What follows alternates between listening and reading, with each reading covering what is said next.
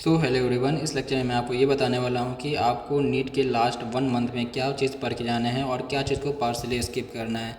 देखो, अल्टीमेटली आपको 11th और 12th सभी को पढ़ के जाना है, लेकिन आपको इस लास्ट 1 मंथ में जो है ना सिलेक्टिव स्टडी करना है। देखो, इस लास्ट 1 मंथ में जो है ना अपने इंडिया में जितने भी बच्चे हैं वो अपने पीक पर जाके मेहनत करते हैं, यानी अपने जितना भी इंटरनल एनर्जी होते हैं वो सभी का सभी यूज़ कर देते हैं रिजल्ट को पाने के लिए। तो अल्टीमेटली इस लास्ट 1 मंथ में ये आपको मालूम होना चाहिए कि आपको क्या चीज़ पढ़ना है और क्या चीज़ को आप पार्शली स्किप कर सकते हो। देखो, इस लास्ट 1 मंथ में जो है ना आप अपने टाइम को इस हिसाब से डिस्ट्रीब्यूट करो ताकि जो हाई वेटेज वाला चैप्टर है उस पर आप ज़्यादा फोकस कर सको और जो लो वेटेज वाला चैप्टर है उसको कम फोकस कर सको।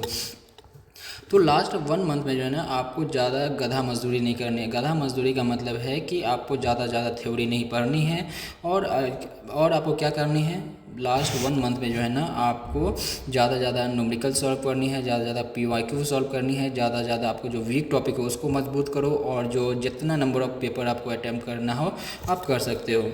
तो जब हम लोग नीट के 5 साल का पेपर को उठा के देखा तो उससे हम लोग को ये मालूम चला कि एक्चुअली में 12th का और 11th का वेटेज क्या है। तो वेटेज के हिसाब से हम लोग क्लास 11th और 12th के देखेंगे। 2025 में हम देखेंगे 12th में 25 क्वेश्चन, 11th में 25 क्वेश्चन। 2024 से देखेंगे 12th का 29 क्वेश्चन, 11th का 21 क्वेश्चन। 2023 में देखेंगे 12th का 25 क्वेश्चन, 11th का 20 क्वेश्चन। उसके बाद 2022 में देखेंगे 12 से 24 क्वेश्चन, 11 से 21 क्वेश्चन। NTA ने जितना भी पेपर सॉल्व किए हैं उसके 10 साल के पेपर का जब हमने एनालिसिस किया तो उससे मालूम हम लोग को चला कि सबसे ज़्यादा वेटेज का चैप्टर कौन है और सबसे कम वेटेज का चैप्टर कौन है। तो अपन को क्या करना है, अपन को इस लास्ट 1 मंथ में जो है ना इस अपने टाइम को इस हिसाब से डिस्ट्रीब्यूट करना है ताकि हम जो हाई वेटेज वाला चैप्टर है उसको ज़्यादा ध्यान दे सकें और जो लो वेटेज वाला चैप्टर है उसको कम ध्यान दे सकते हैं। तो उसमें हम लोग देखेंगे सबसे पहले आता है करंट इलेक्ट्रिसिटी। करंट इलेक्ट्रिसिटी से 3 क्वेश्चन फिक्स है। इसमें सबसे ज़्यादा आपको कौन सा टॉपिक पर ध्यान देना है, combination of resistor, Kirchhoff's rule, power, bulb and bulb का जो अरेंजमेंट पैरेलल और सीरीज में होता है वो ध्यान देना है, सेल EMF और इंटरनल रेजिस्टेंस ये आपको ध्यान देने हैं। नाउ रे ऑप्टिक्स में हम लोग देखेंगे, रे ऑप्टिक्स में देखेंगे reflection from the spherical surface में कॉनकेव और कॉन्वेक्स लेंस दोनों आ गया, प्रिज्म और TI टोटल इंटरनल रिफ्लेक्शन उसको ध्यान देना है। ऑप्टिकल इंस्ट्रूमेंट जैसे कि माइक्रोस्कोप और टेलीस्कोप आ गया, इसको आपको ध्यान देना है। तो इससे आपको ये सब कर लेते हैं, 3 क्वेश्चन आपका फिक्स है इससे चैप्टर से। सेमीकंडक्टर से हम लोग देखेंगे 3 क्वेश्चन आते हैं और इस पर कौन सा सबसे ज़्यादा इंपॉर्टेंट टॉपिक है, लॉजिक गेट हो गया, डायोड हो गया और कुछ समटाइम्स रेक्टिफायर से भी क्वेश्चन पूछता है, तो आपको ये सब टॉपिक पर ध्यान देना है। पोटेंशियल एंड कैपेसिटेंस देखेंगे, 2 से 3 क्वेश्चन आते हैं। इसमें सबसे ज़्यादा इंपॉर्टेंट टॉपिक है energy stored in capacitors, potential due to charge and due to system of charge and dipole, combination of capacitor, ये सब पर ज़्यादा ध्यान देना। अल्टरनेटिव करंट से देखेंगे 2 से 3 क्वेश्चन आते हैं। इसमें सबसे ज़्यादा कौन सा टॉपिक पर ध्यान देना है, वोल्टेज अक्रॉस LCR, पावर और पावर फैक्टर, इस पर ध्यान देना है। चलो एक कमेंट में हमको क्वेश्चन का आंसर बताओ कि पावर फैक्टर का मैक्सिमम और मिनिमम वैल्यू क्या होता है। ना मॉडर्न फिजिक्स में देखेंगे 5 से 6 क्वेश्चन इससे फिक्स होता है। तो इसमें आपको अल्टीमेटली कुछ नहीं करना है, बस क्या करना है कि जो लास्ट के 10 ईयर के PYQ हैं उसको सॉल्व करके जाना है। अल्टीमेटली आपको 5 से 6 क्वेश्चन मैं गारंटी देता हूँ कि वो सही होंगे ही।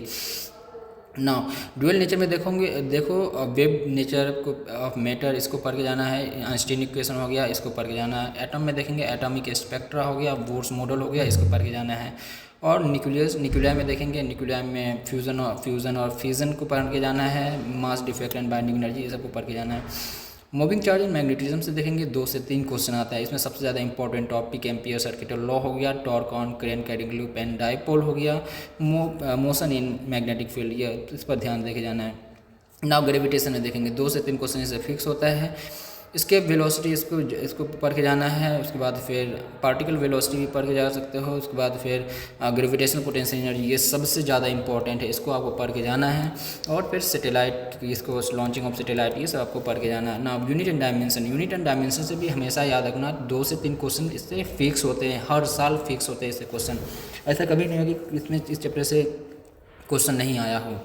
इसमें सबसे ज़्यादा इंपॉर्टेंट है dimension analysis, error in measurement, significant figure, measuring instrument जैसे कि स्क्रू गेज हो गया, उसके बाद फिर वर्नियर कैलिपर्स हो गया, ये सब आपको पढ़ के जाना है ना। इलेक्ट्रोमैग्नेटिक वेव से 1 से 2 क्वेश्चन फिक्स होता है।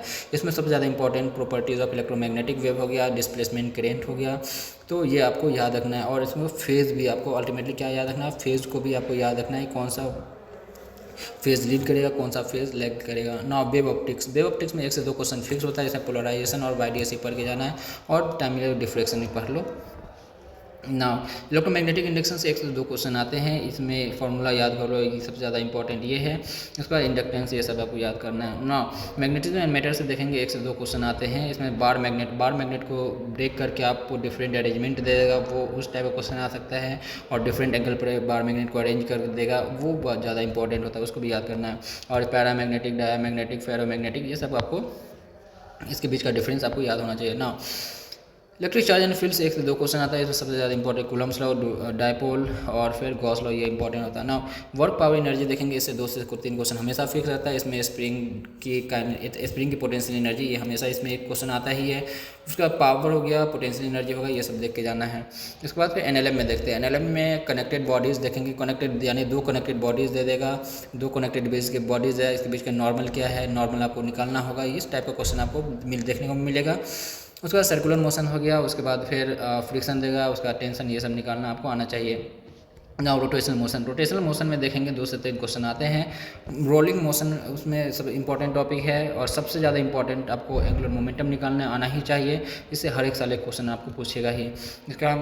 उसके बाद फिर ओमेगा और वी के बीच का रिलेशन क्या है, moment of inertia, parallel perpendicular axis theorem, ये आपको आना चाहिए ना। फ्लूइड में हम लोग देखेंगे कि विस्कोसिटी देखेंगे, सरफेस टेंशन देखेंगे, बर्नौलीज थ्योरम देखेंगे, ये सब आपको आना चाहिए। ये अगर कंप्लीट कर ले तो 1 से 2 क्वेश्चन इसमें आपको मिल जाएगी। थर्मल प्रॉपर्टीज ऑफ मैटर में 1 से 2 क्वेश्चन आने की संभावना होती है। इसमें हीट ट्रांसफर देखो, सीरीज एंड पैरेलल, उसके बाद थर्मल करेंट, ये आपको याद आने चाहिए। थर्मोडायनेमिक्स में देखेंगे 1 से 2 क्वेश्चन पूछते हैं, इसमें थर्मोडायनेमिक्स में मेनली ग्राफ बेस्ड क्वेश्चन आता है, तो इसमें ज़्यादा से ज़्यादा जितना भी ग्राफ हो वो तो सभी ग्राफ टाइप का क्वेश्चन सॉल्व करके जाओ। केटीजी में देखेंगे, केटीजी सीपी का रिलेशन याद कर लो, ये सब। उसके बाद फिर ड्रिफ्ट वेलोसिटी, ये सब आपको याद कर लो, बस काफ़ी है ड्रिफ्ट को। उसके बाद एसएचएम में देखेंगे, एसएचएम में relation particle velocity, wave velocity, ये सब देख लो। और फिर आपको इक्वेशन बनाना चाहिए, तो वो आपको देख लेना ना। वेव में देखेंगे ओपन ऑर्गन पाइप हो गया, क्लोज ऑर्गन पाइप हो गया, वेव इक्वेशन हो गया, ये सब आपको आना चाहिए। तो अल्टीमेटली से भी 1 से 2 क्वेश्चन बन जाते हैं। तो देखो ये सब टॉपिक आपको अल्टीमेटली करके जाना है, ऐसा नहीं कि मैं जितना बताया हूँ वही करना है। इसके अलावा फर्दर मैं ये बता दे रहा हूँ, आपको 11th-12th सब कुछ पढ़ के जाना है, लेकिन इस पर ज़्यादा जोर देना है, ज़्यादा ध्यान देना है, ताकि आपका नीट में रिजल्ट अच्छे हो सके। तो ओवरऑल कंक्लूजन देखेंगे, अब जो जितना भी लेक्चर दिए हैं उसका ओवरऑल कंक्लूजन देखेंगे, तो इसमें देखेंगे इलेक्ट्रिक करंट का, उसके बाद रे ऑप्टिक्स का, सेमीकंडक्टर हो गया, पोटेंशियल एंड कैपेसिटेंस और अल्टरनेटिंग करंट, तो इससे 60 मार्क्स यानी 15 क्वेश्चन इससे फिक्स है। तो अल्टीमेटली इसको पहले कंप्लीट करना है वेटेज वाइज के हिसाब से।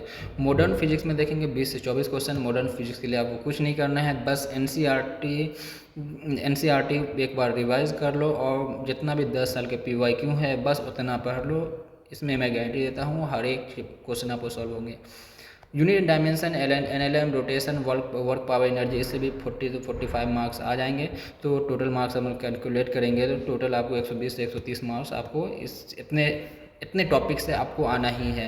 तो आप इस लास्ट 1 मंथ में आपको जितना भीड़ है वो भीड़ से आपको अल्टीमेटली अलग होना है, और अलग आप तभी हो पाओगे जब आप सिलेक्टिव मेहनत करोगे। अगर आप सिलेक्टिव मेहनत नहीं करते हो तो आप ये भीड़ में कहाँ गुम होगे आपको खुद नहीं मालूम होगा। तो अल्टीमेटली आप मेहनत करो कैसे, प्रोडक्टिव मेहनत करो। प्रोडक्टिव मेहनत करने का मतलब कि आप इस टाइम में ज़्यादा से ज़्यादा न्यूमेरिकल सॉल्व करो, ज़्यादा से ज़्यादा PYQ सॉल्व करो, ज़्यादा से ज़्यादा आप टेस्ट पेपर अटैम्प्ट करो ना। तो आपको मेहनत करना ही है। इसके अलावा आपको दूसरा, क्योंकि देखो आप ऐसे प्रोफेशन में जा रहे हो जिसमें का अल्टीमेट एम है मेहनत आपको करना ही है। मेहनत का आपको इसमें दूसरा अल्टरनेटिव कुछ नहीं मिलेगा आपको। कॉलेज में जाने के बाद मेहनत है, पूरी ज़िंदगी भर मेहनत है। तो अल्टीमेटली आपको मेहनत करो, आप मेहनत कर लो, गवर्नमेंट सीट पा लो। गवर्नमेंट सीट अगर पा लिए तो इससे बेहतर कुछ नहीं है आपकी लाइफ में। तो अल्टीमेटली आप, क्योंकि देखो आपका सपना आपका अकेला का सपना नहीं है। एक अगर कोई एस्पिरेंट है उसके पीछे उसके पूरे फैमिली का सपना होता है। तो अल्टीमेटली आप इस वक्त पर इस टाइप से मेहनत करो ताकि आपको रिजल्ट हो सके। And don't stop when you are tired, stop when you are done. Best of luck future doctors, and meet you in next lecture.